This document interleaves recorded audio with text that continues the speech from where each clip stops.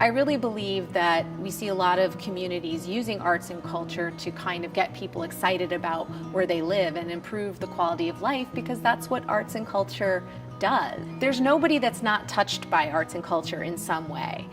There's something for everybody. I like to take a broad view of the arts. And in my position here as Deputy Director of Arts and Culture for Lackawanna County here in northeastern PA, that's a big part of my job, is trying to provide access to the arts for all of our residents and those visiting the area.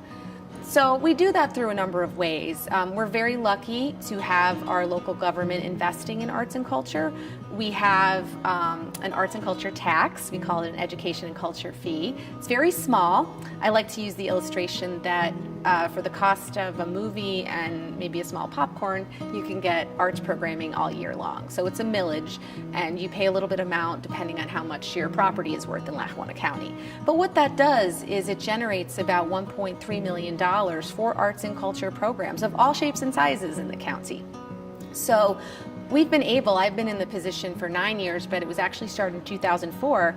We've been really able to develop programs, and also our artists living here, because that's a big part of it, developing the social capital to create a healthy arts and culture environment.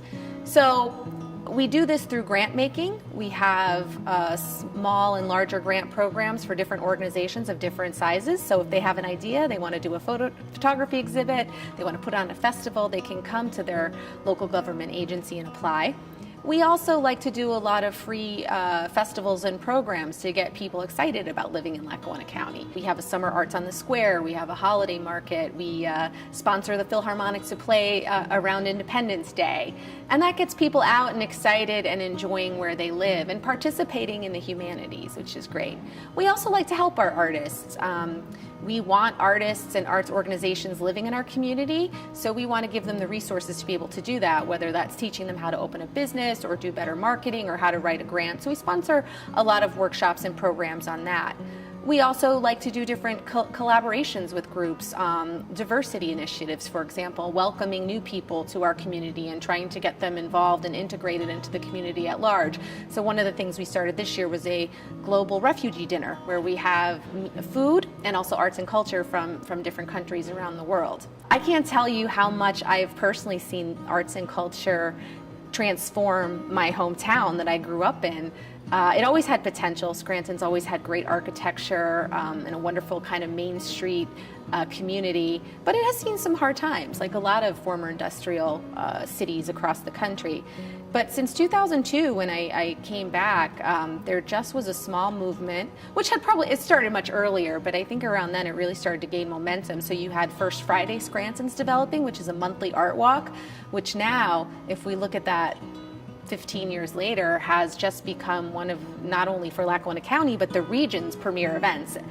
Everybody looks for First Friday. What's going on? Who's exhibiting? What music is playing? So it's a chance to be out and experience art.